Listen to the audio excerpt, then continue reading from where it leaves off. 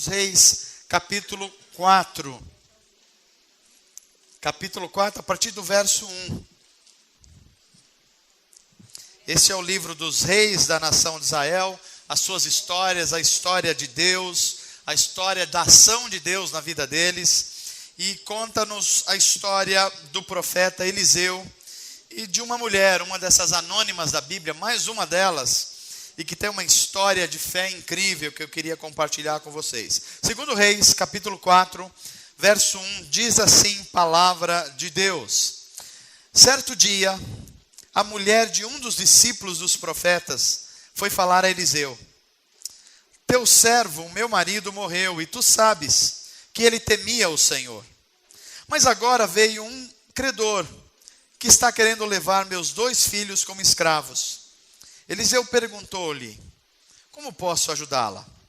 Diga-me o que você tem em casa. E ela respondeu: a tua serva não tem nada, a não ser uma vasilha de azeite. Então disse Eliseu: vá pedir emprestado vasilhas a todos os vizinhos, mas peça muitas. Peça quantas? Muitas. Depois, entre na sua casa com seus filhos e feche a porta. Derrame aquele azeite em cada vasilha e vá separando as que você for enchendo. Depois disso ela foi embora, fechou-se em casa com seus filhos e começou a encher as vasilhas que eles lhe traziam. Quando todas as vasilhas estavam cheias, ela disse a um dos filhos: traga-me mais uma. Mas ele respondeu: já acabaram. Então o azeite acabou, é isso? Não, ele parou de correr. Ela foi e contou tudo ao homem de Deus, que lhe disse: vá, venda o azeite, pague as suas dívidas, e você e seus filhos ainda poderão viver do que sobrar. Amém. Vamos orar. Deus, nosso Pai eterno, há tantas necessidades nos nossos corações. Há tantas pessoas precisando que o Senhor lhes fale nessa noite. E eu peço que o Teu Espírito Santo continue a nos falar. Enche o nosso coração de esperança. Se revela a nós mais uma vez e de novo. Transforma-nos. Faz-nos experimentar o poder do Espírito Santo e da Tua palavra que promove em nós a Tua cura, a Tua libertação. Faz isso, Pai. Gera em nós renovo da nossa fé. Gera em nós restituição da alegria e da confiança. Gera fé em nossos corações. Em nome de Jesus, assim te pedimos. Amém. Amém. Meus amados irmãos, como é gostoso a gente perceber a ação de Deus em nós, na comunidade, através de cada um de nós. Nós já ouvimos tantas músicas abençoadoras hoje.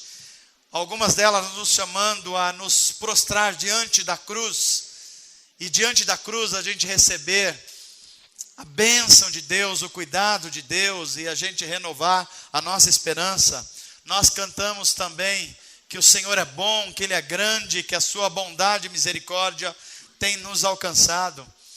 A Graça cantou aqui, a gente voltar ao primeiro amor, voltar àquelas primeiras experiências com Deus. Eu fico pensando assim que às vezes a nossa vida com Deus, se a gente não cuidar, ela pode se tornar uma coisa burocrática. A nossa fé pode se tornar uma coisa enfadonha. O nosso compromisso com Deus pode se tornar mais um dos compromissos. Quando isso acontece, a gente precisa parar e a gente precisa de fato pedir: Deus, me faz voltar de novo aquela primeira vontade que eu tinha de estar na tua casa.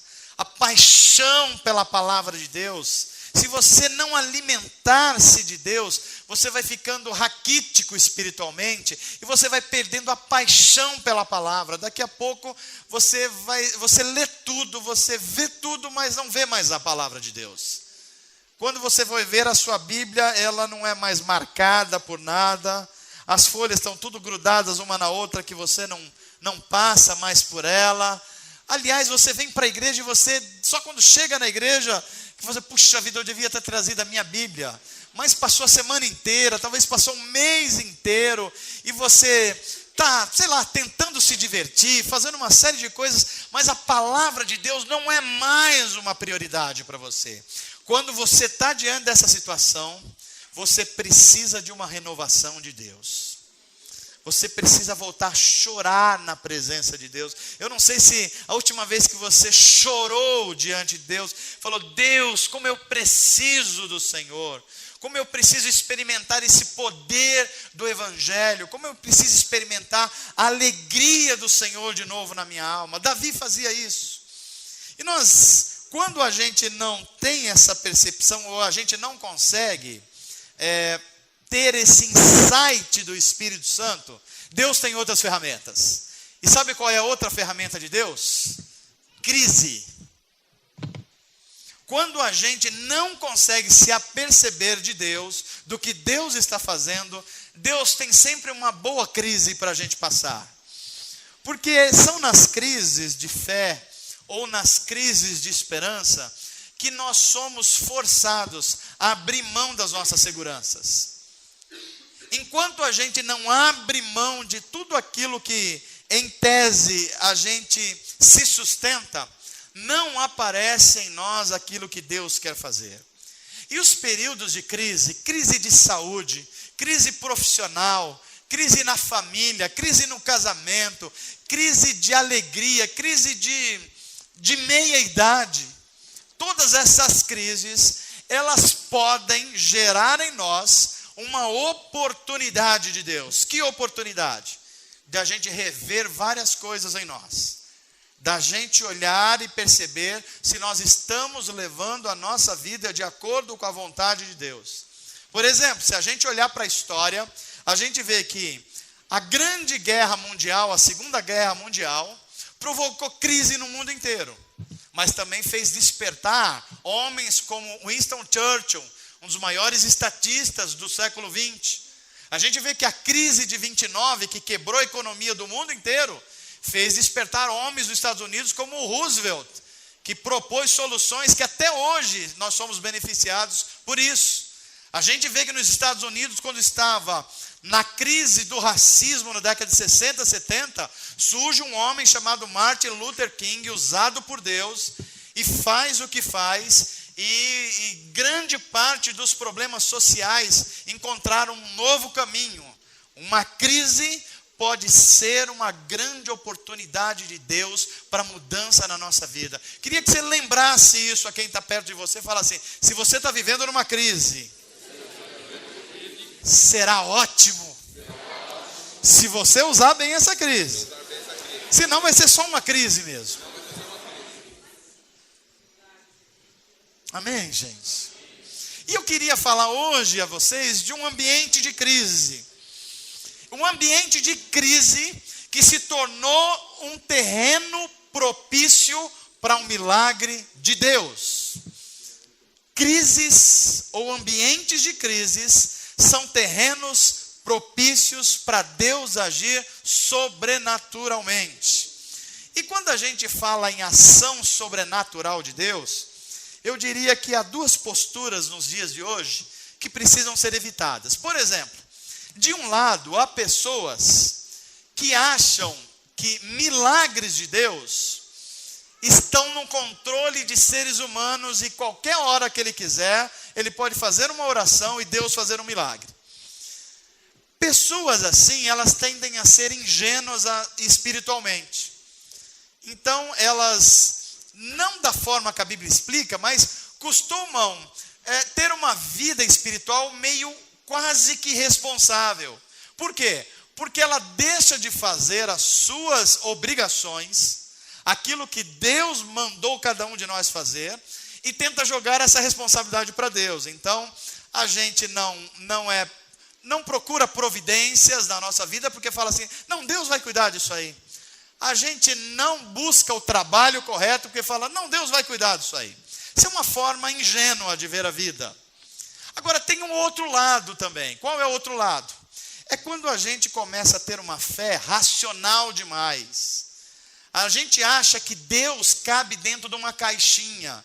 E se a gente não estiver Deus agindo dentro de uma caixinha, a gente não acredita.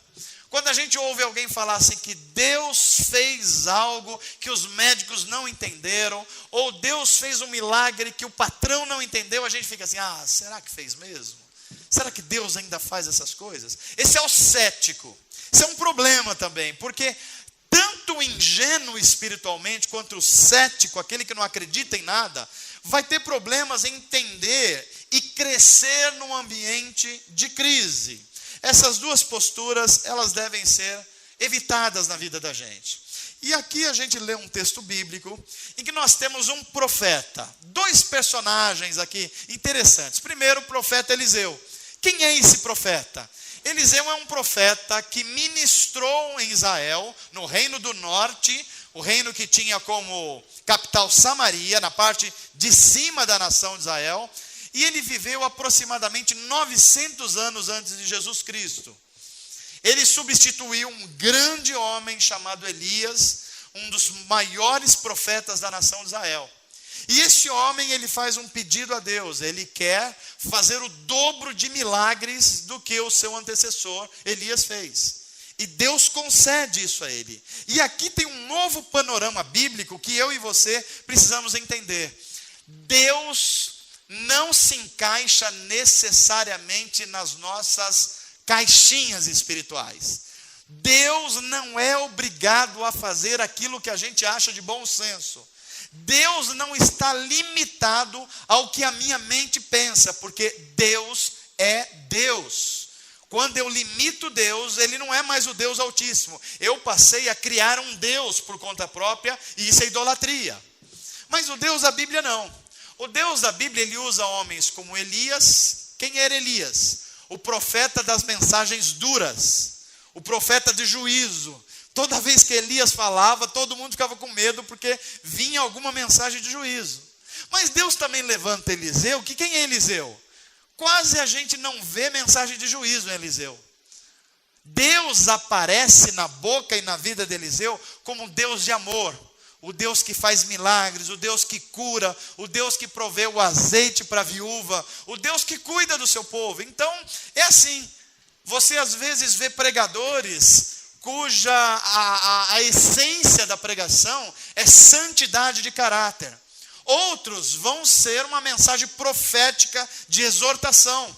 Outros vão falar da ação sobrenatural de Deus. Mas todos eles vão falar, se atentarem para a Bíblia, de um Deus que nos ama e nos corrige. Um Deus que nos acolhe, um Deus que nos exorta também. Porque Deus é Deus e Ele sabe as nossas necessidades.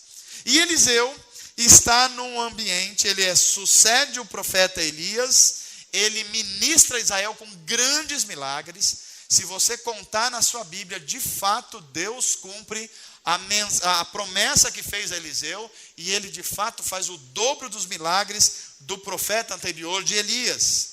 E ele está num certo ambiente e chega uma mulher e diz a ele assim: Eliseu, o meu marido, que era o teu servo, era discípulo teu, morreu. E ele morreu e nós estávamos numa situação difícil, o dia mau chegou para a gente. E nós tínhamos contraído algumas obrigações de dívidas. E agora chegou na minha casa os credores. E os credores vieram, perguntaram se eu tinha dinheiro, eu disse que não. Cadê o meu marido? Meu marido morreu. Não tem nenhuma reserva, também não tem nenhuma reserva. Você não tem alguma coisa que pode vender para saldar a dívida? Não tem também. O que você tem? Eu só tenho os 2 filhos. E os credores chegam para ela e falam: então a gente vai ter que levar os teus filhos. E nós vamos vender eles como escravos para saldar a dívida de vocês. E ela corre para Eliseu e fala assim: Eliseu, eu estou diante dessa situação. O meu marido, que era o teu servo, era um homem temente a Deus. E aqui a gente começa a aprender algumas coisas. Porque o dia mau, como disse o Diógenes aqui, chega para todo mundo. Chega para aquele que ora e chega para aquele que não ora. Chega aquele que dá o dízimo, mas também chega para aquele que não dá o dízimo. Chega para aquele que tem dons, Mas chega para aquele que não tem dons. Quer ver um exemplo disso? Por exemplo, a gente olha o Davi, nosso Davi aqui, o Davi e a Josi, estavam vindo ontem para ministrar aula aqui no Instituto Atos. Ou seja, servir a Deus, servir as pessoas. Daqui a pouco vem um carro desgovernado, não se sabe se bêbado ou de alguma forma, e os atinge em cheio. Ou seja, o perigo no nosso mundo, o acidente, ele está em todas as possibilidades, em todo lugar. Nós estamos nesse culto aqui, estamos alegres com Deus, cantando, mas a gente pode sair daqui a pouco e alguma coisa a gente enfrentar, e a gente vai precisar de subsídios na palavra de Deus para enfrentar isso. Amém, gente? Diz para quem está perto de você, o dia mal chega. É uma certeza. O problema é como você vai enfrentar essas dificuldades. Essa mulher viúva perde quase tudo na vida dela. Quase tudo que alguma pessoa pode perder. Primeiro ela perde o marido. Depois de perder o marido, ela perde a sua renda, o seu salário. Depois de perder a sua renda, o seu salário, ela está na iminência de perder os filhos. Quem perde tudo isso, perdeu a esperança no futuro. Perdeu a perspectiva. Note que 3 coisas aqui estão tirando a esperança dessa mulher. Primeiro, ela perdeu o marido, ou seja, o passado dela. Ela não consegue mais lidar com o passado dela. Ela está no presente perdendo os filhos, ou melhor, a renda. A renda de hoje, o salário de hoje, ela não tem os recursos. Então o presente dela está sem esperança. E aquilo que poderia ser o futuro dela, os filhos, também está em xeque. Que sobra para uma pessoa quando ela perde o seu passado, o seu presente e o seu futuro. É nesse ambiente de perdas que ela vai procurar o profeta e diz a ele tudo o que está acontecendo. Agora olha que interessante. O profeta olha para essa mulher e fala assim, para alguém que perdeu presente, passado e futuro, e diz assim, mulher, como é que eu posso ajudar você? Tenta imaginar, eu acho que essa sensação é aquela sensação quando a gente está numa situação tão difícil, mas tão difícil mesmo, que alguém fala assim, eu posso te ajudar em alguma coisa? E a gente dá vontade de falar assim, pega uma caneta. 1 isso, 2 isso, 49 isso, 73 isso. Porque é tanta coisa que a gente não sabe nem muito bem por onde começar. Era a situação dessa mulher. E quando ela acha que o profeta Eliseu vai dar alguma coisa para ela, ou dar alguma ajuda, ele faz uma segunda pergunta. O que é que você tem em casa?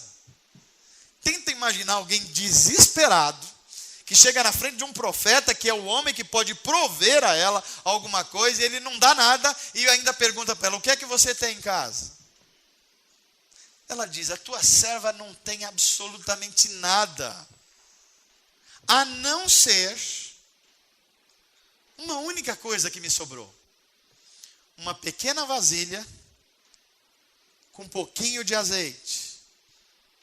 É impressionante como Deus da Bíblia, Ele age de formas absolutamente extraordinárias.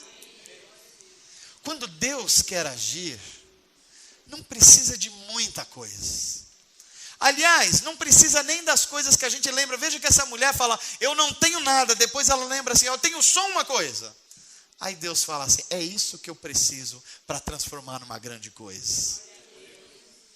Eliseu diz assim, você só tem uma? Tem. Então sai pela vizinhança, peça emprestado, vai na casa da dona Maria, da dona Rosa, da dona Jurema, procura, traz tudo que tiver, porque vai acontecer algo.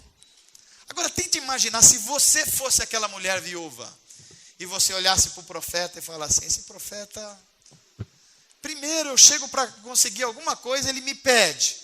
Agora ele não faz nada, eu não vi nenhum milagre aqui, eu tenho essa botijinha aqui, ele está mandando para eu sair por aí, buscar um monte de coisa, trazer, pegar os meus filhos, entrar dentro de casa, e aí a gente faz uma oração aqui, e começa a colocar azeite nas outras botijas. O que é que esse profeta está querendo?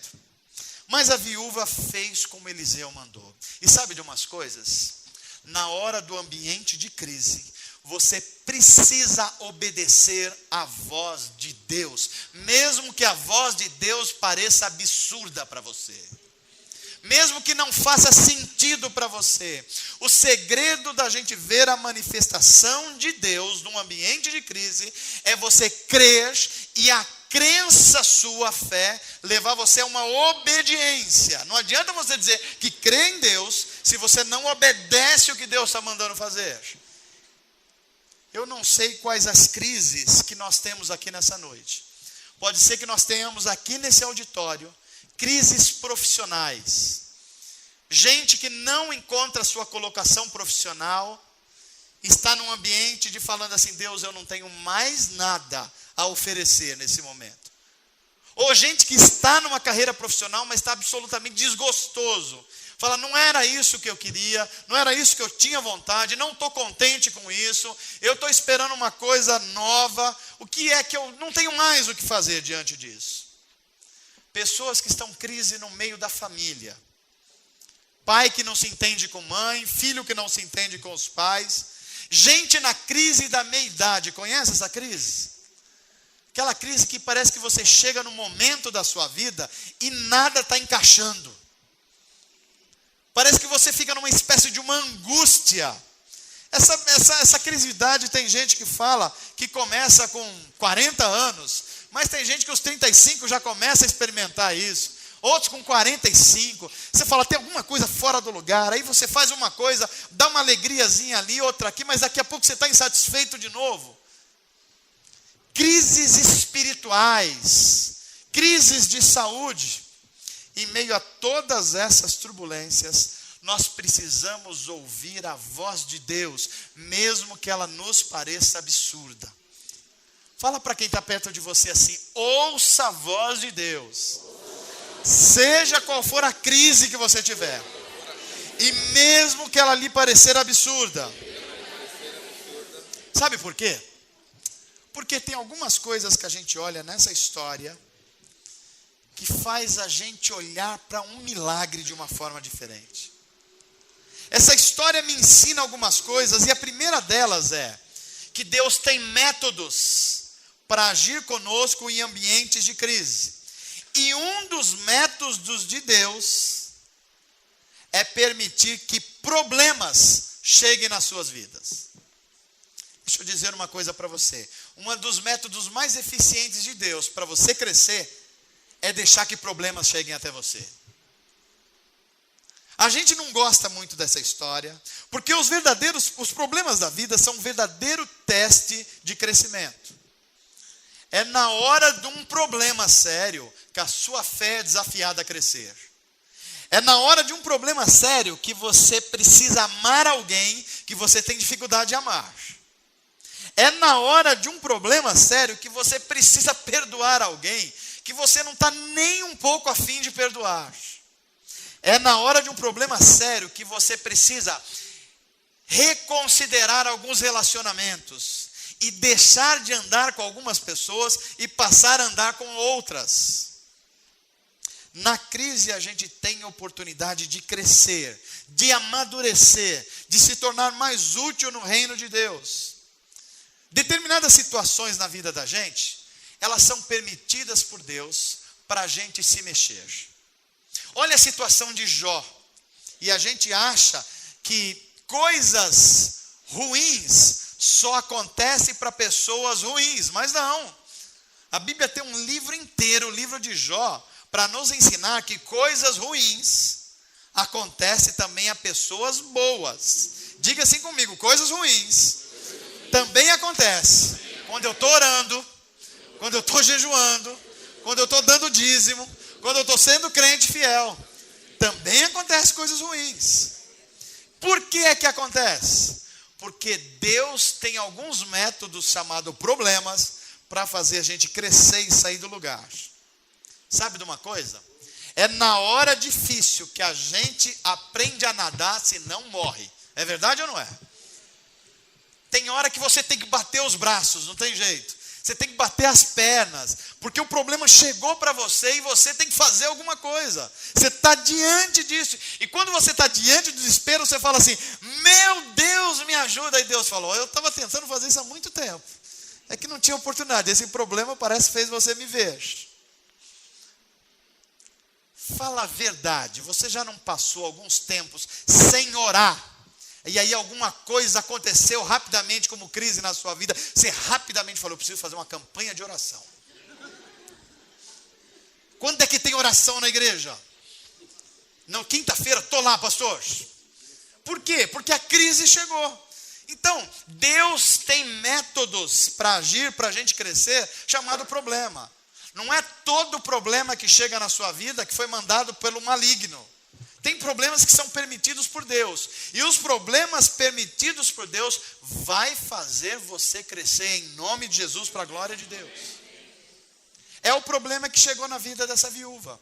Segunda coisa que eu aprendo com a história dessa mulher é que a ação milagrosa de Deus, ela pode depender não de coisas que eu não conheço, mas de alguma coisa que eu tenha em casa. O que essa pobre viúva tinha? Veja que o profeta não deu nada para ela, não prometeu nada para ela. Foi a própria viúva que participou de um milagre de Deus. Sabe por quê? Porque para Deus fazer um milagre, Deus não precisa de muita coisa. Quem está precisando de um milagre de Deus na vida aqui? Não, coisas impossíveis mesmo. Então, olha, deixa eu dizer uma coisa para você. Deus não precisa de muita coisa. Talvez o Espírito de Deus esteja falando para você nessa noite. O que é que você tem que você pode usar e eu transformar isso na bênção que eu quero fazer para você? Veja como na história da Bíblia Deus se utilizou sempre de coisas pequenas. Olha a multiplicação dos peixes e dos pães. Quantos peixes eram? 2 peixinhos. Quantos pães eram? 5. Mas Deus pediu alguma coisa. Veja que Jesus podia falar assim, olha, tem aqui 5.000 pessoas que precisam ser alimentadas. Eu já dei maná no deserto, eu já dei água da pedra para o povo, eu vou dar pão para essa gente. Mas não. Deus às vezes vai buscar em nós tudo o que nós temos para Ele transformar em coisa grande. Coisas pequenas, Deus pode transformar em coisas grandes. Por quê? Porque Deus nos chama para participar das coisas grandes que Ele quer fazer. Diz para quem está perto de você, o pouco na mão de Deus se transforma em muito. O que é que você tem em casa? Deus quer transformar esse pouco em muito. Amém, gente? Mas não para por aí. Olha o que a gente aprende na história dessa mulher. Que relacionamentos quebrados podem impedir a ação milagrosa de Deus em nós. Olha que coisa interessante. Eliseu fala assim, olha, chega para ela e fala assim, você só tem uma vasilha? Sim, eu só tenho uma vasilha. Então nós vamos precisar arranjar vasilha aqui. E eu fico pensando que ela tem 2 filhos. Eu vou me arvorar do nome para eles. É como se ela falasse assim, Joãozinho, o profeta falou que a gente tem que arrumar as botijas aqui. Sai por aí. Pedrinho, vai na rua de trás. E aonde a gente busca, mãe? Vai lá na casa da dona Ruth, vai lá na casa da dona Maria. Tem o seu Zé lá da outra rua, fala se ele tem uma botija para emprestar para a gente aqui, porque o profeta mandou. E ele sai pela vila trazendo tudo. E junta 1, 2, 3, 10, 20, eu não sei quantas, mas muitas. E daqui a pouco a mãe fala, vocês já pegaram tudo? Não, ainda tem outra pessoa, vai buscar. E eles vão trazendo e ajuntando. Até que chega uma hora que eles entram para dentro da casa deles. E começa a ver a ação de Deus. Mas o que me chama a atenção aqui é que muitos dos milagres de Deus podem não acontecer na nossa vida enquanto os nossos relacionamentos com as pessoas estiverem quebrados. Deixa eu explicar isso para você. O que é que o profeta mandou essa mulher fazer? Mandou buscar as vasilhas aonde? Na vizinhança. Você já pensou se essa mulher fosse uma má vizinha?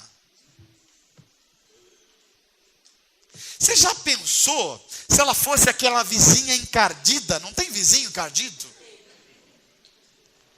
Você já pensou se ela fosse aquela mulher barraqueira? Você já pensou se fosse aquela mulher que tinha confusão com o vizinho da frente, o vizinho do lado, o vizinho de trás, o vizinho da outra rua? Quando ela fosse pedir as vasilhas, o que ia acontecer?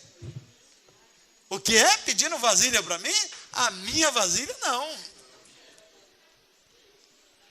É impressionante como Deus vai operar na vida dessa mulher, mas há um aspecto que Deus nos chama para cooperar no seu milagre.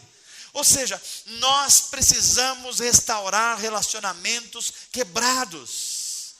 Às vezes nós estamos orando a Deus, nós estamos buscando a Deus, nós estamos tentando nos santificar, mas nós não estamos falando com o nosso esposo. Nós brigamos com a nossa esposa, nós brigamos com o nosso patrão, nós estamos com relacionamentos quebrados para todos os lados. E a gente falando assim, Deus, por que é que o Senhor não muda a minha vida? E só falta dizer Deus assim, olha, porque você não consegue buscar botija com ninguém. Você está brigado com todo mundo. Você não tem paz com ninguém.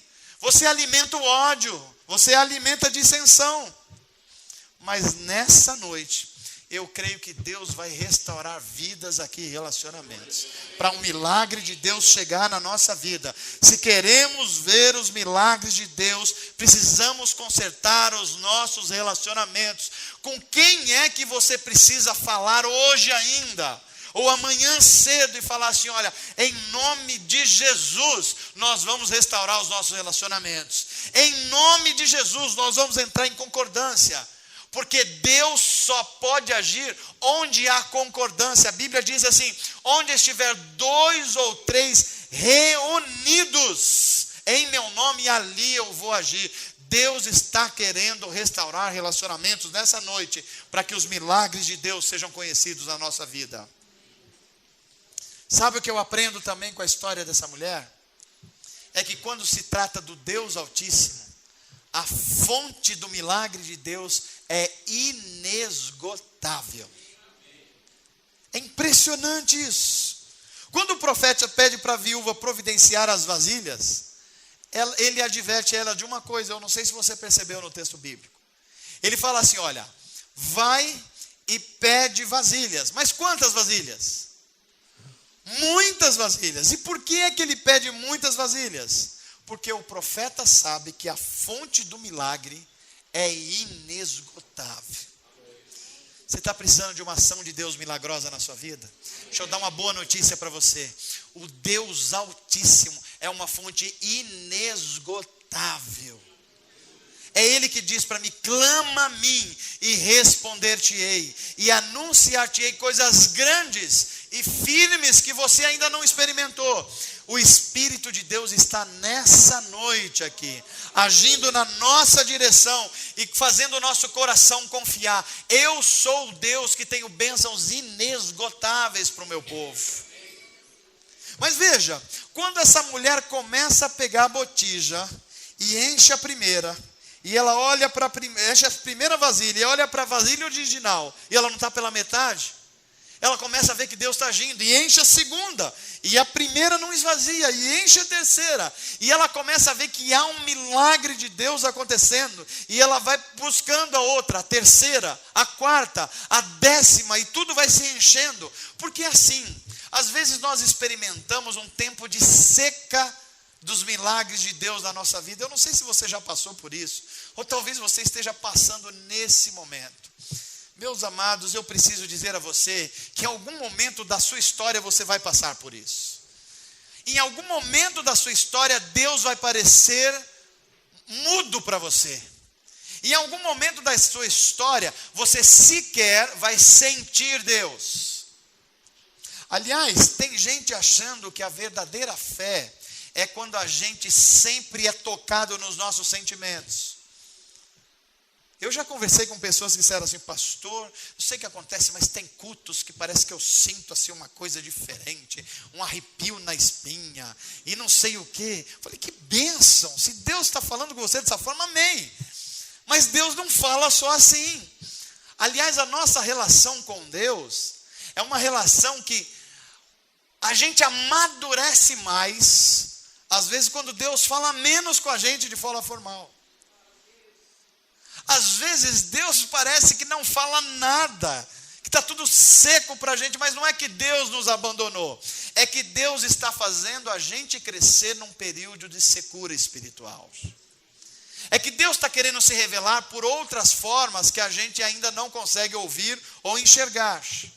E essa mulher começa a colocar azeites e mais azeite, e chega no momento que ela usa todas as vasilhas disponíveis, ou seja, é quando Deus abre a porta.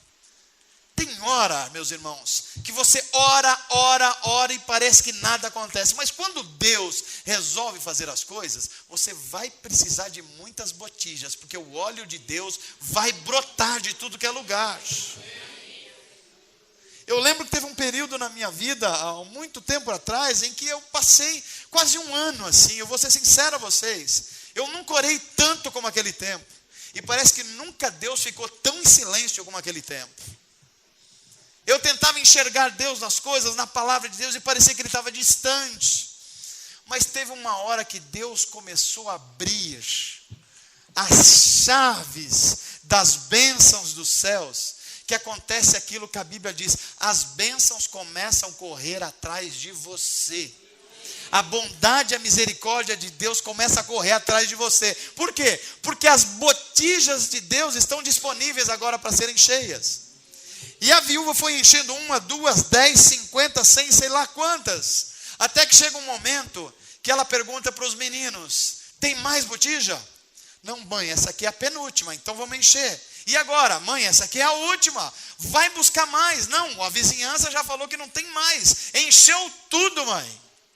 Aí a Bíblia vai falar uma coisa muito interessante. Não é que o azeite acabou. O azeite simplesmente parou.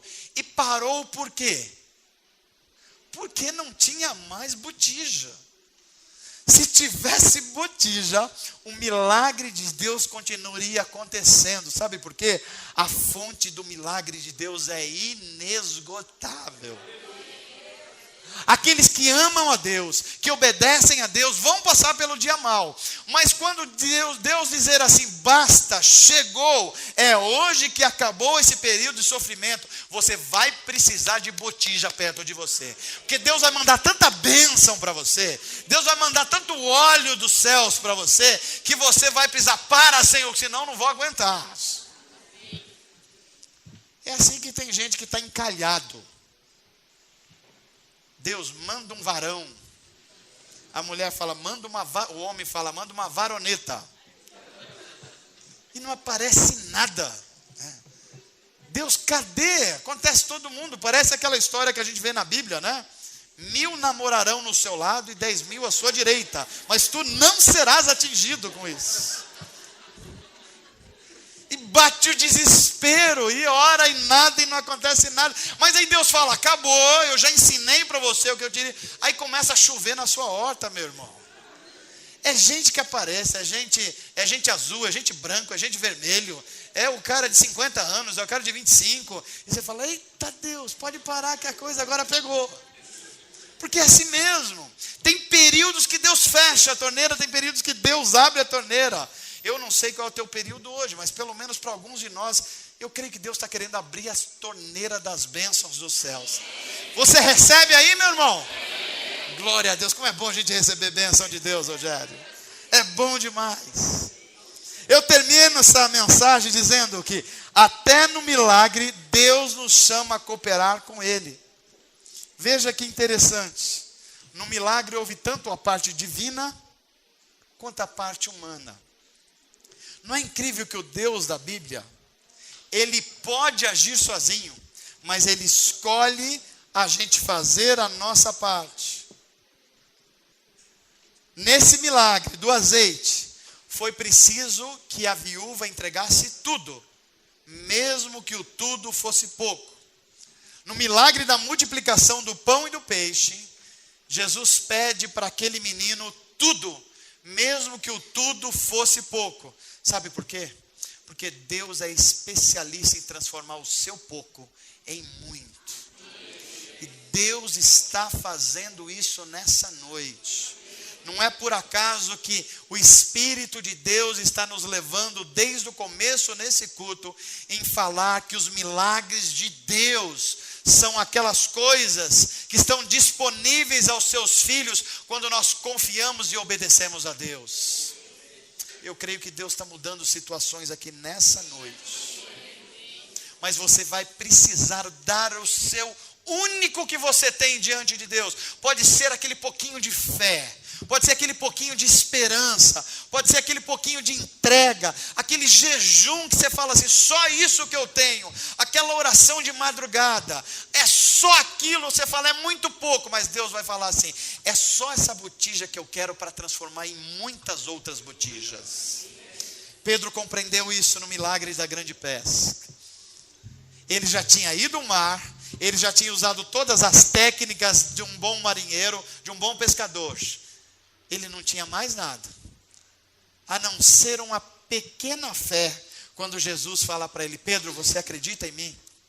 Ele olha para Jesus assim, parece que dá para olhar o olhar de Pedro, e fala assim, Jesus, eu não tenho mais nada, nem paciência mais, mas porque foi o Senhor que disse, eu vou lançar as redes.